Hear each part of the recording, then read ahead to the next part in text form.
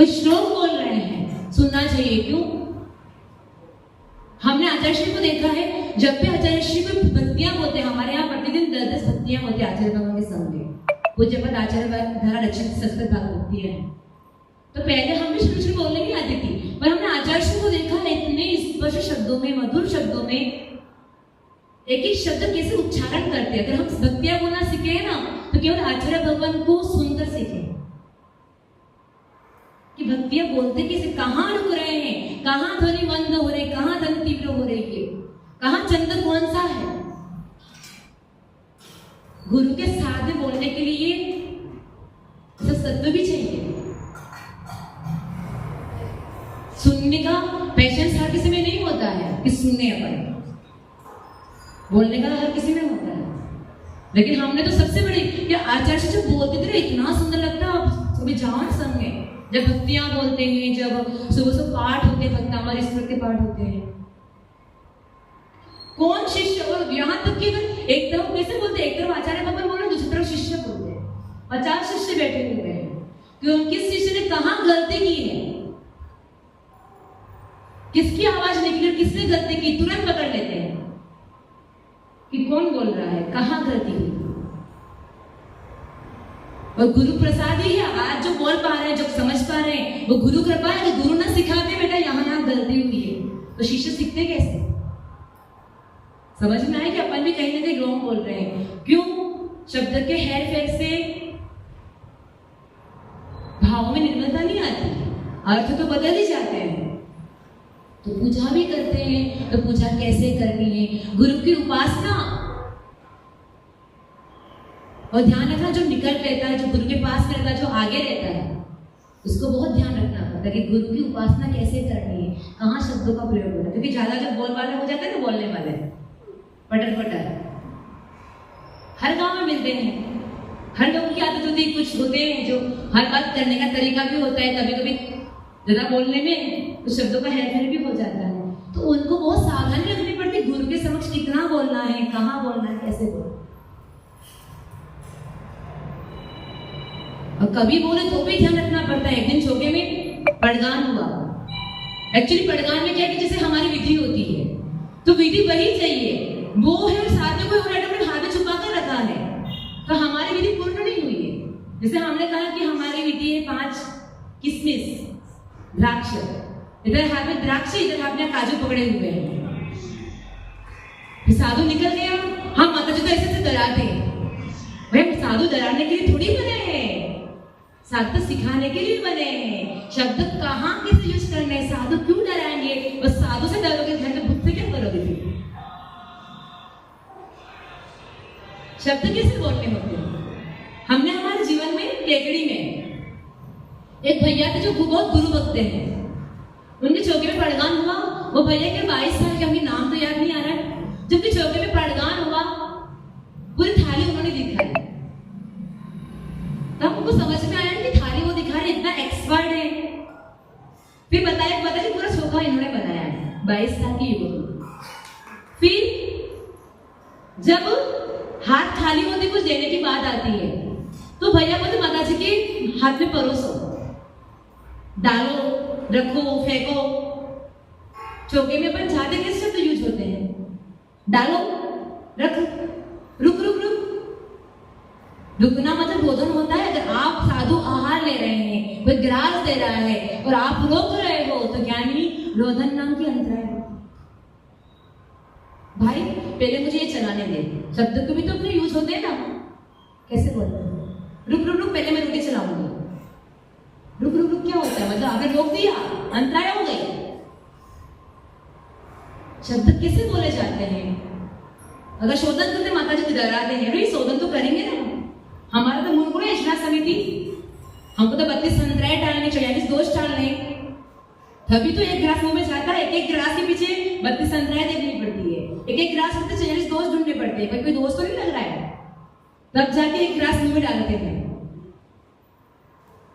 और साता वैद्य कर्म का उदय होता है तो ग्रास बचता है, दोगुनी बचता है। तो डराने की बात नहीं होती है। साधु तो अपना कर्तव्य कर रहे हैं, आप अपना शोधन करके दो। आगे साधु तो शोधन करेंगे ना, तो शब्द को कहाँ यूज करना है। साधक क्रिया पाल रहे हैं, अपने आचार का पालन कर रहे हैं, साधक को डराते नहीं है। गुरु की उपासना कैसे होती है, शब्दों का प्रयोग किया जाता है, कैसे बोला जाता है, बहुत ध्यान रखना। फिर तीसरा कौन सा है, टाइम पूरा हो गया, स्वाध्याय। स्वाध्याय क्यों करना होता है बताओ। जिनवाणी पढ़े बिना हम कहते किसी का कल्याण नहीं हो सकता है, क्योंकि इस पंचम काल में सबसे बड़ा आधार है जिनवाणी। हर बात जिनवाणी में मिल जाएगी, हर बात, क्योंकि जिनवाणी एक ही संदेश देती है। ज्ञानी न कोई पंथ होता है, न कोई परंपरा होती है, न कोई संतवाद होता है। जिनवाणी एक ही बात कहती है, हे जीव तुझे अपना कल्याण करना है तो तेरे भीतर की विशुद्धि बढ़ा दे, तेरा कल्याण हो जाए। और पंथ परंपरा में उलझा, जो साधु पंथ में उलझते हैं, जो साधु पंथ परंपरा में उलझते हैं, मतलब उनकी नैया डूब गई, पार नहीं हो सकते हैं। अपना कल्याण चाहते हो तो किसी में उलझना नहीं।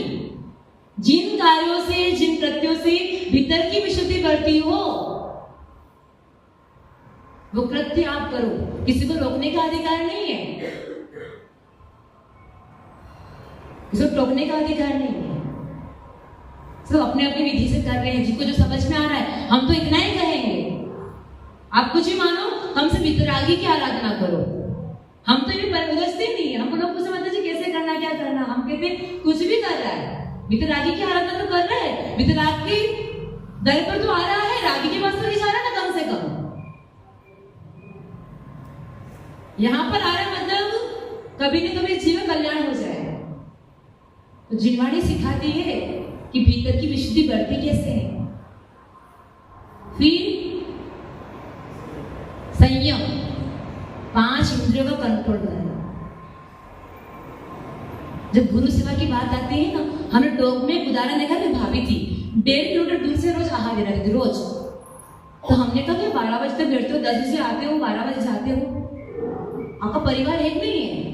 माता जी परिवार के लोग इतने अच्छे हैं, कहते हैं कि रोटी सब्जी बनाकर जाओ, हम हाथ से सब्जी गरम करेंगे और खा लेंगे, आप भी अपना धर्म करो। क्यों? इंद्रियों पे कंट्रोल किया। किसी को गरम गरम तवे पे उतरी हुई रोटी चाहिए, ठंडी रोटी नहीं खाएंगे। साधु इतना बड़ा उदाहरण है कि उनके चौके में भूल से गैस चालू करे तो अंतराय करके आ जाएंगे। कितना बड़ा उदाहरण है। हमको नहीं चाहिए, सावा खिलाने को तैयार है गरम गरम, हम बोले हम गरम खाना चाहते हैं, कौन नहीं खिलाएगा, लेकिन हमको नहीं खाना, अगर गैस चालू किया तो अंतराय है। इतना बड़ा उदाहरण है। यहाँ तो साधु के लिए लोग सावले चौके में घुस जाते हैं, तब की सब्जी बनी, सारी सब्जियां बनती क्या करते हैं, है ना, सबसे पहले काम सब्जी बनने का होता है। तब की बनी सब्जी 11 बजे मुंह में डालते हैं, 4 घंटे हो गए। क्यों? ऐसे जीवित तो होते हैं जो इंद्रियों पे कंट्रोल करते हैं। हाँ, धर्म करना है, आवश्यकों का पालन करना है तो ज्ञानी संयम रखना पड़ेगा, मन को जितना पड़ेगा। गरम खाओ, ठंडा खाओ। गरम खाने से कुछ ज्यादा वो होता है क्या? ठंडा गरम ज्ञानी उदाहरण है। रहने साहब ने कहा है, जो साधु की रखी हुई थाली वो कुछ चेंज नहीं करेगा। हाँ, ठंडा गरम कुछ नहीं करेगा, वही की वही थाली जो साधु को दिखाई है, जिसमें से आपने साधु को ग्रास उठाकर दिया है, वही थाली का भोजन जो भक्ति से करता है, श्रद्धा से करता है, वो भाव से करता है, कहते हैं वो परंपरा से मोक्ष जाता है। चेंज नहीं करना है, नमक भी नहीं डालना है, जैसे साधु को खिलाए वैसा खाना। तो हम तो ये नहीं कह रहे, हम तो इतना कह रहे कि धर्म करने के लिए कई समय आगे पीछे करना पड़े, कुछ एडजस्ट करना पड़े तो कर लो। यानी उम्र बीतती जा रही है, समय बीतता जा रहा है। जो जवानी में अगर कोई बूढ़ी माँ चाहे कि माता जी के पास बैठकर मैं शोधन करके आहार कराओ, पहली बात तो घुटने काम नहीं करते, और जो हमसे ऊंचा आसन लगाता है उससे हम आहार नहीं लेते। मूलाचार्य ना आया, भट्टगिर आचार्य ने मूलाचार्य लिखा है, अपने से जो ऊंचे आसन में ऊंचे स्थान पर खड़े होकर बैठकर आहार देता है तो साधु आहार नहीं ले सकते। कोई माँ दादी चाहे कि मैं शोधन करके आहार करवाओ, पहली बात बैठ नहीं पाएगी, दूसरी बात आंखें काम नहीं करेगी, तीसरी बात हाथ पे कांपेंगे। बिल्कुल पुण्य का अवसर तो कब होता है? जवानी में होता है, बुढ़ापे में? माता जी भाग रहे हैं, बूढ़ी माँ मेरे पीछे आ रही हाथ देने के लिए। तो माता जी तो चौके पे पहुंच पड़गान हो गए, माँ अभी तक बाजार में घूम रही, माता जी कहाँ चले गए? हमारे साथ वालों का ऐसी स्थिति बनने वाली है। तो ज्ञानी इंद्रियों पर कंट्रोल करना, क्या फर्क पड़ गया? फिर शाम की रोटी सुबह थोड़ी खिला रहे हैं, पापड़ तो खा ही रहे हो, अचार तो खा ही रहे हो, ठंडे पराठे कड़ी में खाते ही हो। तो भाई उसी समय बनी हुई रोटी 9 बजे बना दी, 10 बजे खा रहे, तो क्या फर्क पड़ गया? आज तो गर्म रोटी का डिब्बा भी आता है, क्या क्या हो पाएंगे बताओ? तो कंट्रोल करना इंद्रियों पर। फिर पांचवा क्या है? तप।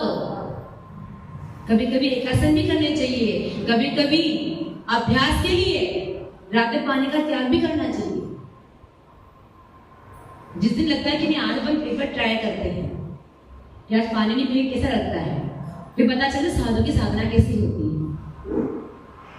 शाम को भरपूर पानी पी लो, रात में त्याग करके देखो, पता चलता है, पता भी चलता है, भीतर का विश्वास भी बढ़ता है कि हाँ त्याग करना चाहिए। अपन एक दिन रह सके ना, अगले दिन भी अपने को त्याग करना है। कभी एकासन करके भी देखो।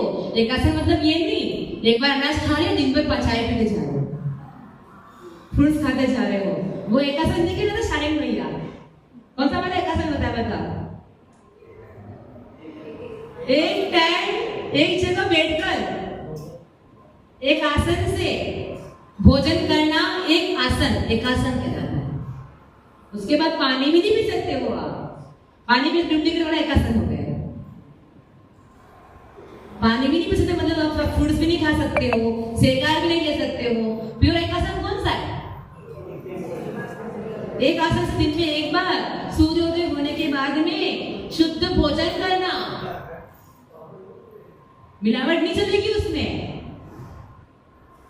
साबुदाना खा ली, वेफर खा ली, वो खा ली, वो नहीं चलने वाला है, कुछ नहीं चलने वाला है, प्योर वाला। तो कभी कभी जीवन में तब भी होना चाहिए। फिर दान। आज सुबह बताया था हमने, शायद 32 प्रकार के श्रावकाचार है। ऐसा कोई श्रावकाचार नहीं हुआ जिसमें दान के बारे में नहीं आया। हालांकि दान की महिमा तो कभी भी स्पेशल दिन गाएंगे, फिर भी दान का क्या महत्व होता है, क्योंकि ये जब भक्तामृत का 48 श्लोक पूरे हो जाएंगे, इसके बाद दान पे श्रावकाचार पे चलेंगे। तो 48 दिन को भक्ति करवा दी, फिर श्रावकाचार सिखाएंगे आपको कि दान की महिमा क्या होती है, दान किन किन पात्रों को दिया जाता है, सत पात्रों को आहार दिया जाता है। दान छुपा कर नहीं देते हैं, दान छिपा कर देना पड़ता है, तुरंत देना पड़ता है, बोले कि देना पड़ता है। ऐसा दान जीवन का कल्याण करता है, और आप सबका भी कल्याण हो जाए। बोले परम पूज्य चित्तवृत्ति भट्टाचार्य भगवान सलील सागर जी गुरुदेव